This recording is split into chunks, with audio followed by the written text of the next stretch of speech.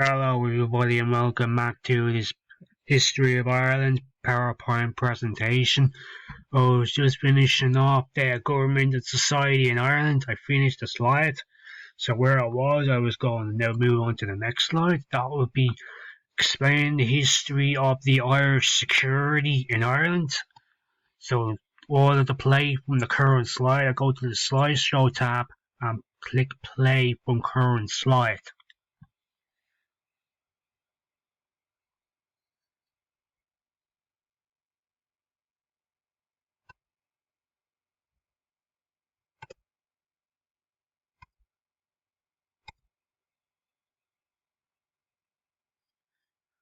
Now, this is the security in Ireland. Ireland has no local police forces. The Guardians of the Peace is on Guardian Siúlachta. Established 1922, is a nationwide force headed by a commissioner who is responsible to the Minister for Justice. A few hundred members of the force are assigned to detective duties. They are usually plainclothes officers and, when necessary, are armed. The Irish Armed Forces are mainly organised around their external mission. However, they do play a vital role in what they call on Ireland's security. Under the Constitution, the President is the supreme commander of the armed forces. However, the Prime Minister effectively oversees the military through the Minister for Defence and the Defence Council. Ireland has struggled with its due commitments to its historical tradition of neutrality and to its obligations to the European Union, which include defence elements. We'll go on to the next slide. This is about the health and welfare in Ireland. The health services are administered by 8 regional health boards under the general supervision of the Department of Health and Children. Health examinations, child welfare clinics, and the treatment of tuberculosis and other infectious diseases are available to all without charge. The indigent, which received certain benefits on a non-contributory basis. These include widows and orphans pensions, old age pensions, home assistance, unemployment assistance, and pensions for those disabled or blind. Children's allowances are paid to all households with each child under 16, irrespective of means.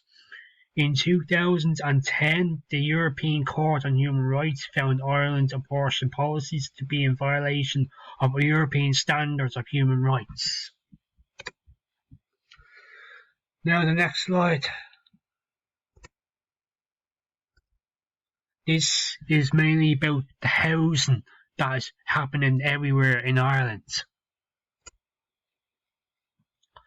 Compared with much of Western Europe, Ireland has very high rates of home ownership, whereas fewer than 1/10 of units were owned by their occupants when the country became independent in 1922.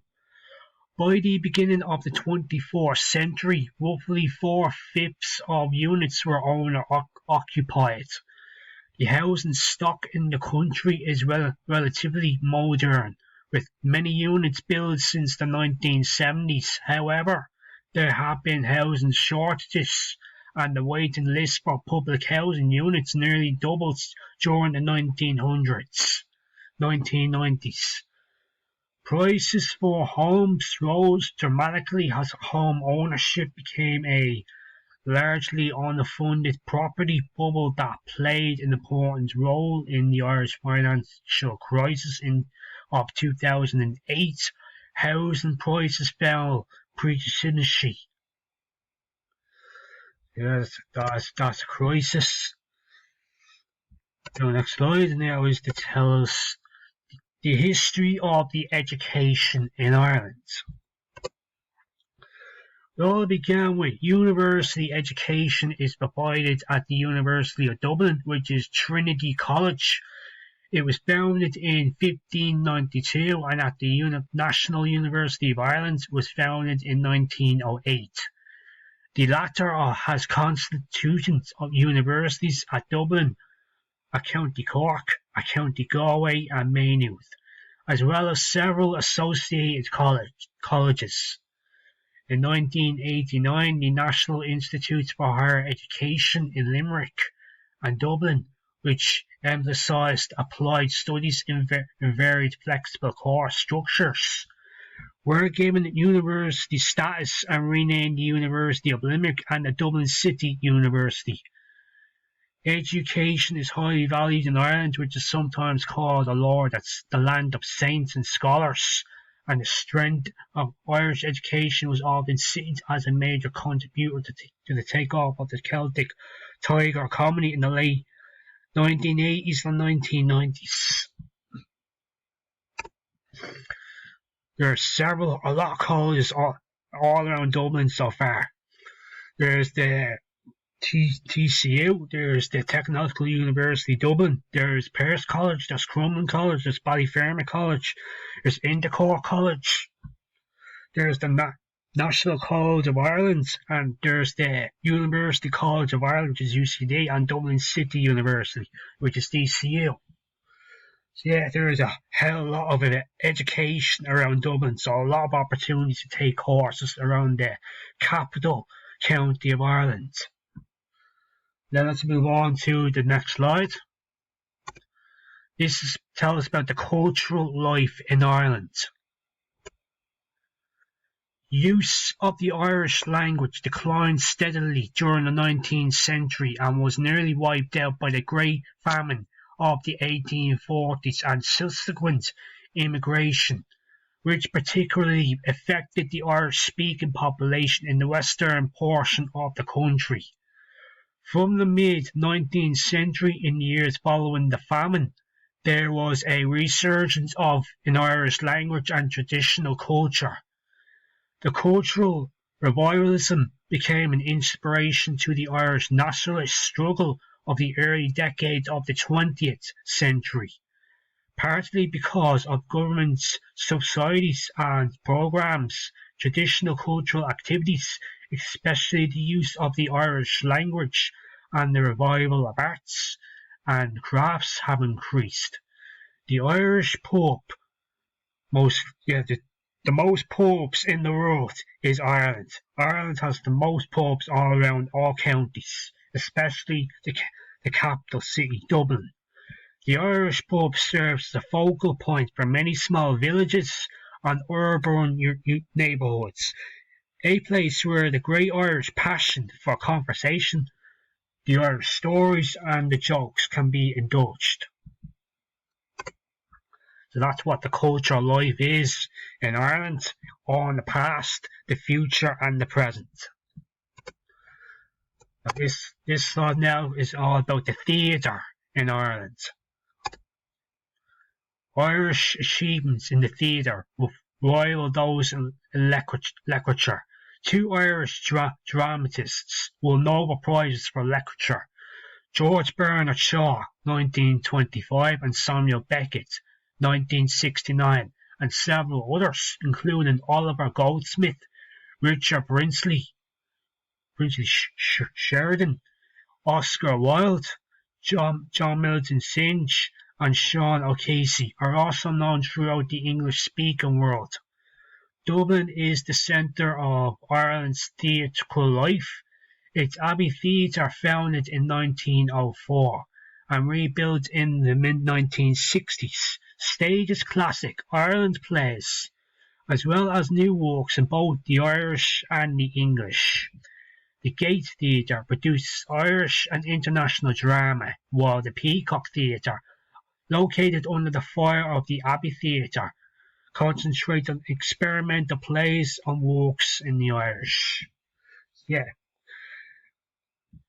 great plays. They do excellent plays when they do theatres and acting and play in Ireland. This now tell us about the music in Ireland. The Irish harp long have been the only instruments played, but many other instruments such as the uilleann pipes, the fiddle and the accordion were added later in years. The Royal Irish Academy of Music is a major institution for music training and folkloric and musical conversation groups such as Comhaltas, Codtree Éireann. Fellowship of Irish musicians have established workshops and libraries throughout the country and around the world, so it was also taken to international. The revival of traditional music in the late 19th and early 20th centuries was followed by an even more energetic resurgence beginning in the 1960s. Now, Irish songs gained wide appeal in Europe in the 19th century, and the music taken to the United States of America by Irish immigrants became one of the principal sources of traditional American music. So it was all shared all the way to the United States of America. So great, very good. So Irish music is indeed one of the most popular music cultures in the world.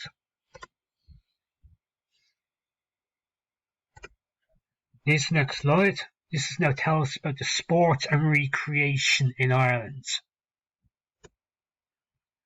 Today there are several 100,000 members of the GAA who play these games as amateurs, and the professional teams compete in the All-Ireland matches that draw huge crowds to Dublin's Croke Park, which is in Dublin, the capital city of Ireland. Handball is also a traditional Irish sport. Football and rugby are widely popular, often played in sold-out stadiums in the capital city of Ireland, Dublin. In 1990, the national football team reached the quarter-finals in the World Cup, and Irish players were prominent on the rosters of professional teams throughout the world. The Olympic Council of Ireland was formed in 1922, and Ireland's official participation in the Olympic Games began in Paris in 1924. Irish athletes have competed for Great Britain in the previous Games since 1896. So very good. And the middle 1990s, Ireland has nearly become one of the top 10 teams in the World Cup. Let's move on to the next slide.